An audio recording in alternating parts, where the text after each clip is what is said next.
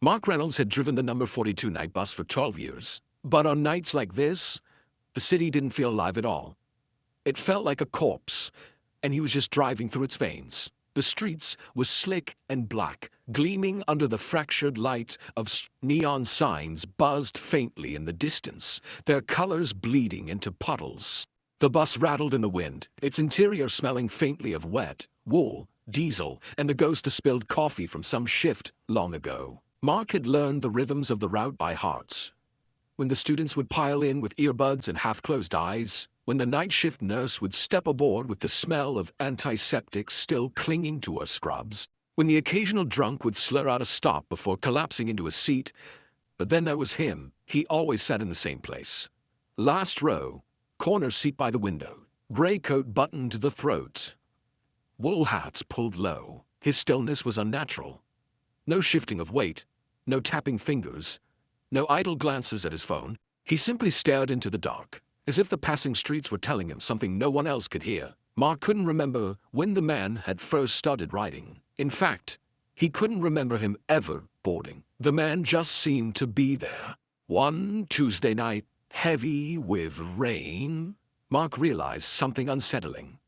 At the end of the route, when the depot's fluorescent lights bathed the bus in their pale glow, the man didn't get off. He just remained still and silent, as though the bus had not reached its final stop. Later, Mark checked the depot's CCTV. Out of curiosity, there he was, the man boarding at a stop along the route. Except, not exactly. The image was blurred, as though the lens couldn't decide where to focus. His edges were smudged, and when he moved, the frame seemed to stutter. The next night, he was there again. Mark cleared his throat, trying to shake the feeling that had lodged in his chest like a stone. "You always riding till the end of the line?" The man turned his head slowly, and his voice came low and certain. "Same as you." The words sank deep into Mark's stomach. He glanced at the rear view. The man's seat was empty. Blinking hard, he looked again. Full, occupied, watching. On Thursday night, it got worse. Rain lashed the windows, distorting the city beyond into a trembling watercolor. As the bus rolled past an intersection, Mark's headlights illuminated a figure at the curb, gray coat, wool hat. The man was standing in the rain, unmoving, head bowed. Mark's pulse stuttered. He checked the mirror. The man was inside, seated at the back, staring ahead. That was when Mark decided to confront him. He eased the bus to the side of the empty street, hazard lights blinking their orange warning into the wet night. His boots thudded on the aisle floor as he made his way to the back. "Why are you always here?" His voice was steady, but the air between them seemed to still too heavy. The man's eyes lifted. They were pale, almost colorless, and they caught the dim light like glass. "Same reason you are," he said. "We're both trying to get home."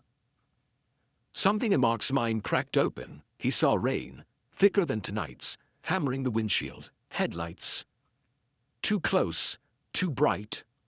The squeal of brakes, the shriek of twisting metal. The shuddering impact that sent the world spinning. Then silence.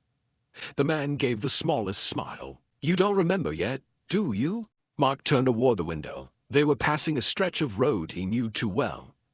And there it was, half hidden by the weeds at the roadside. A wrecked bus, the number 42. Its windows were gone, its metal bones rusting in the damp. A ring of flowers lay at its front, rainwater collecting in their wilted petals. When he turned back, the man was gone. The seats were empty. The hum of the bus, the only sound. The radio crackled in the cab. "Last passenger of the night." "Mark," the dispatcher's voice asked, casual, routine. Mark's hands tightened on the wheel until the leather groaned. "Yeah," he said quietly. "Same as always." And he drove on, deeper into the night. Down a route that never ended. Through a city that was no longer alive, carrying a passenger who was never truly gone.